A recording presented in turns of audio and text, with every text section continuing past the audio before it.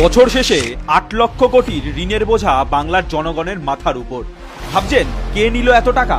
চলুন 2025-এর শেষ লগ্নে এসে ফিরে দেখি গোটা বছরটাকে।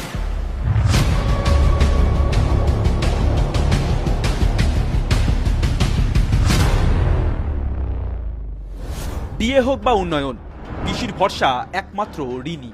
রাজকোষের ঘাটতি মেটাতে চলতি বছরে একাধিকবার ঋণ নিয়েছে রাজ্য সরকার। জুন মাসে রেকর্ড পরিমাণ অর্থ ধার করে মমতার সরকার।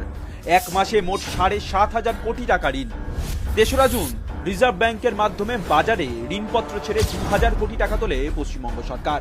17ই জুন ফের নতুন করে রাজ্য সরকারের সিকিউরিটির বিনিময়ে আরও 2,000 কোটি টাকা ঋণ নেয় পিসির সরকার। 24শে জুন আবারও 3,500 কোটি টাকা ধার করতে এসজিবি নিলামে অংশ নেয় পশ্চিমবঙ্গ সরকার। এই ঋণের মাধ্যমে 2,000 কোটি টাকা 25 বছরের মেয়াদি এবং বাকি 1,500 কোটি টাকা 26 বছরের মেয়াদি। এখানেই শেষ নয়, চলতি বছরের তৃতীয় ত্রৈমাসিকে বাজার থেকে আরও 29,000 কোটি টাকা ঋণ সংগ্রহের পরিকল্পনা করে সরকার। এর ফলে 2025-এ বাজার থেকে নেওয়া ঋণের অঙ্ক দাঁড়ালো প্রায় 78,000 কোটি টাকায়। চলতি অর্থবর্ষের শেষে এক বছরে রাজ্যের নেওয়া মোট বাজার ঋণ 1 লক্ষ কোটি টাকাও ছুঁতে পারে। সরকারি তথ্য অনুযায়ী 2023-24 অর্থবর্ষ পর্যন্ত রাজ্যের মোট দেনার পরিমাণ ছিল 6.33 লক্ষ কোটি টাকা। 2024-25 সালে তা বেড়ে 7 লক্ষ কোটি ছাড়িয়েছিল। আর 2025-26 অর্থবর্ষে এই অঙ্ক 8 লক্ষ কোটি টাকার কাছাকাছি পৌঁছতে পারে।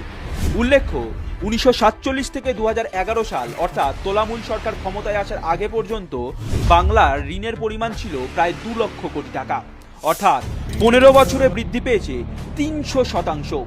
বাংলার জনগণের মাথা পিছু ঋণ দাঁড়িয়েছে 80,000 টাকা। ইডিসিবিআই এর গুতোয় চিটফান্ড বন্ধ হয়ে গিয়েছে। এখন রাজ্য সরকার মূলত মদ নির্ভর। বছর ঘুরলেই বিধানসভা নির্বাচন।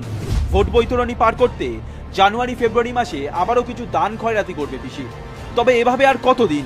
বছরের পর বছর ধরে ঋণের পাহাড়ের চাপে থমকে উন্নয়ন। আর নয়, উল্টে দিন মমতার গদি, পাল্টে দিন সরকার।